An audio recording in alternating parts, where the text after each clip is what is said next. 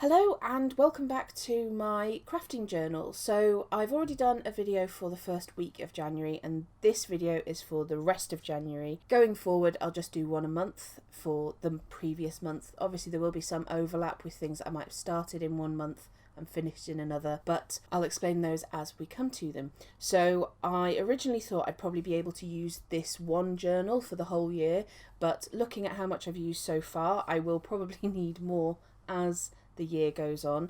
That yellow tab is where we are for the beginning of February, so I think we'll probably need a couple more throughout the year if I keep going at the rate I've been going at the moment.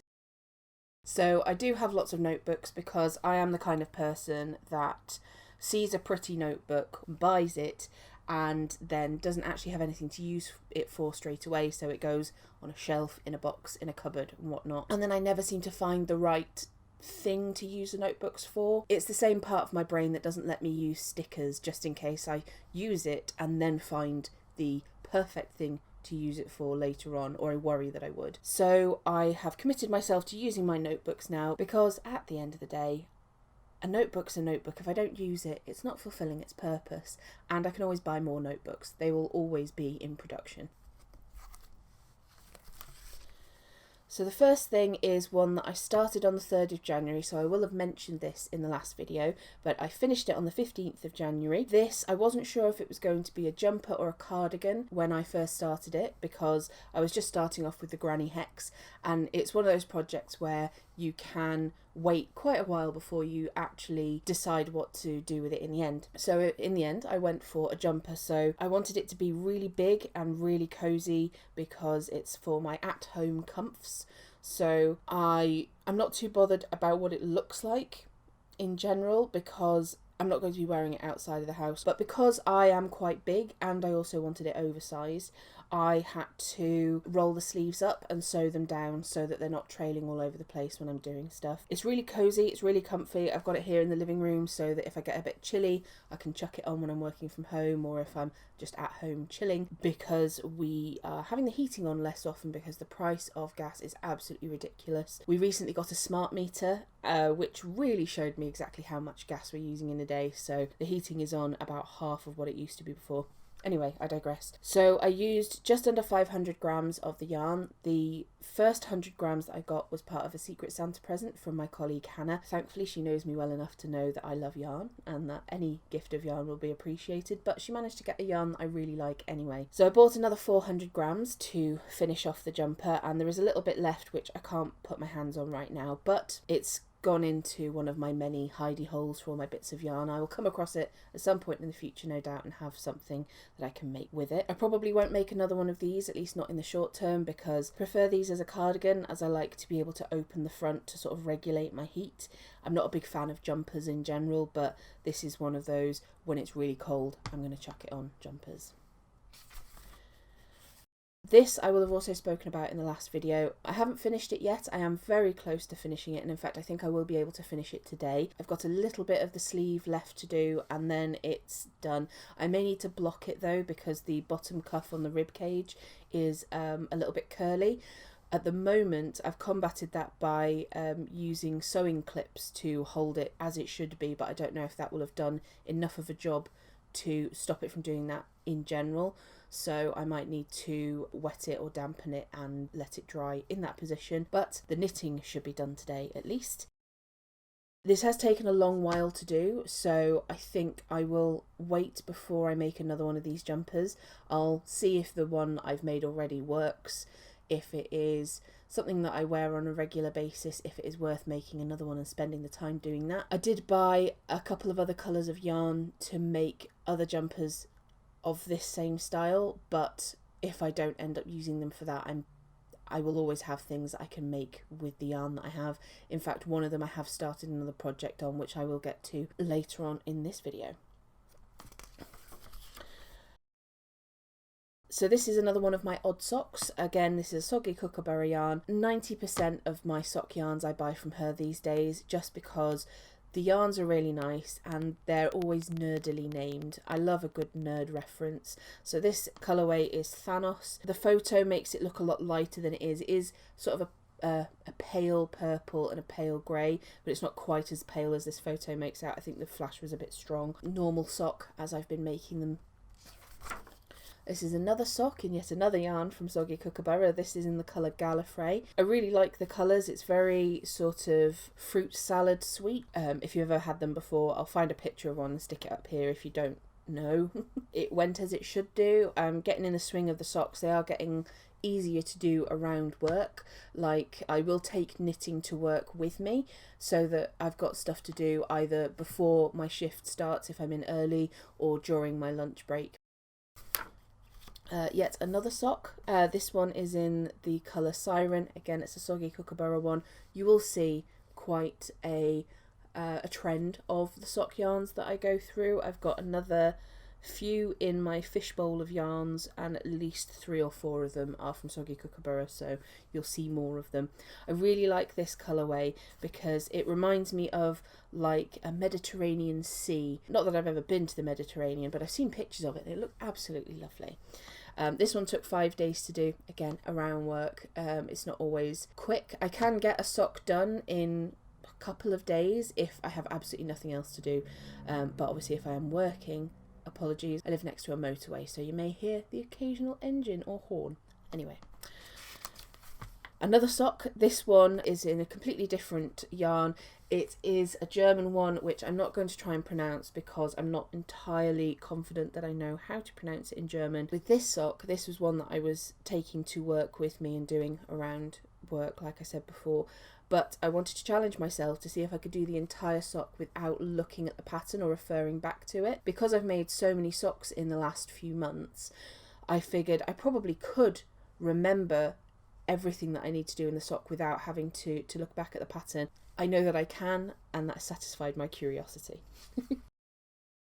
This one I've not put any yarn in for it yet because it's one that I'm using all the odds and ends of yarn that I already have for.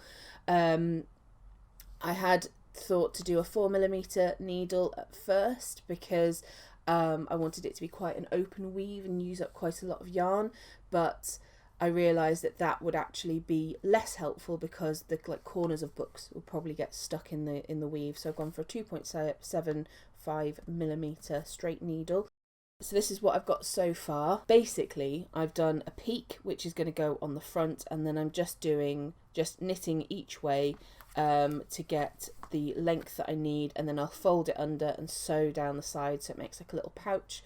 And then I've got this long plaited bit of yarn that will go around and then tie to itself, or I might add a button for it to like loop onto to keep it closed. I'm not too bothered about how long this takes to finish because it's just a little something that I'm doing for myself to use up these scraps of yarn, and because it is literally just knitting on both ways, like no matter which direction I'm going in, it's all knitting. It's a project that I can pick up when I don't feel particularly creative and I just want something to keep my hands busy that I don't have to look at and I don't have to pay attention to. Like I said, not got an awful lot of it there, but it's just an as and when kind of project, or a travelling project. If I'm going somewhere with my other half while he's driving, I can do some knitting. This is not the kind of thing I would usually make. So my other half, as I've just mentioned in there, sent me a picture or a screenshot of a larger version of this bum, and he wanted one made for himself. So I thought, well, I'll try making a smaller version just to test and see if it's the kind of pattern that works well with me, because I don't usually do amigurumi stuff. It's not the kind of stuff I like to make because they can be quite complicated, and then the kind of thing you want to get done in one go, if possible, or I do anyway. It went quite well. There were some changes that I made to it by accident, which I realised when I was making the larger version, which you will see shortly. This didn't take me very long to do. I was working when my partner sent it to me, so on my lunch break I went and found the pattern and got it started, and then I carried on in the evening and I was finished before bedtime. So that's on his desk at the moment. I'm not going to go and grab it because I don't want to disturb him, but I don't mind making them this size because they don't take very long, and it's quite funny. I don't know, bums are just amusing. And then obviously I made some little pants for it as well.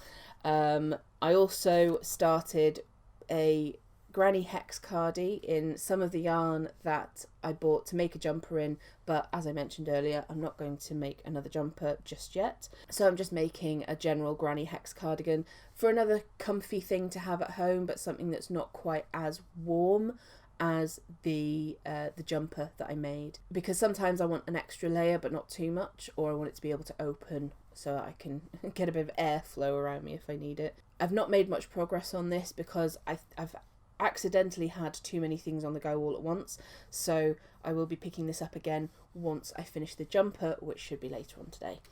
And then last but by no means least is the actual bum pillow, the booty cushion, the badonkadonk, if you will. It's absolutely massive. I'll stick a photo up, a better photo than the ones you can see on the page there. It's absolutely massive because I accidentally got a weight 7 yarn when I meant to get a weight 6 yarn. However, I think that actually worked out quite well because it means that it's big enough to use as a pillow or a cushion. I've given it to the hubs already. He is very happy with it. I've been off work this last week because I've had absolutely horrendous tooth pain due to an abscess. I've been to the dentist. I've got my medication. It's just taking its time to actually do what it needs to do. But because I've been off work, I've been doing some crafting and things like that, but also because of that, he's been sleeping in the spare room so that I have a better chance of getting a full night's sleep or getting a bit more sleep without worrying about waking him up if I'm spinning around like a rotisserie chicken like I usually do when I can't sleep. So he's had this on the spare bed so he can catch up to that at night. And yeah, he's quite happy with it. I'm happy that he's happy with it. I'm never going to make one of these again because I don't gel well with chunky yarn, and this is the chunkiest yarn I've ever worked with, the white anyway, just because it's such a big hook. I use a 15mm crochet hook, and they're absolutely huge. In fact, I will grab it to show you. It's huge. I've never used a 15mm crochet hook before because I'm not a big fan of big crochet yarn or chunky yarn. So yeah, I don't know how much use this crochet hook will get again from me, but yeah, I'm not going to make one this size again. I'll happily make one of the smaller ones again, so if anyone wants one, give me a shout and I can price one up for you. But it was an interesting thing to do, but I won't be doing it again anytime soon. A one and done situation with this one.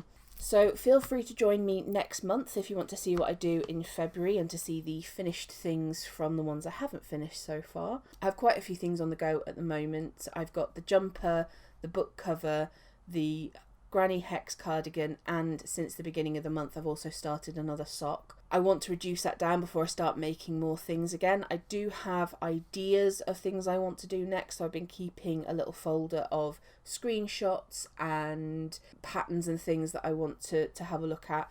The next thing I want to do is try crochet a jumper just to see if it works well for me. I've never been, because I quite like raglan jumpers, that's why I'm making the green one in a raglan pattern.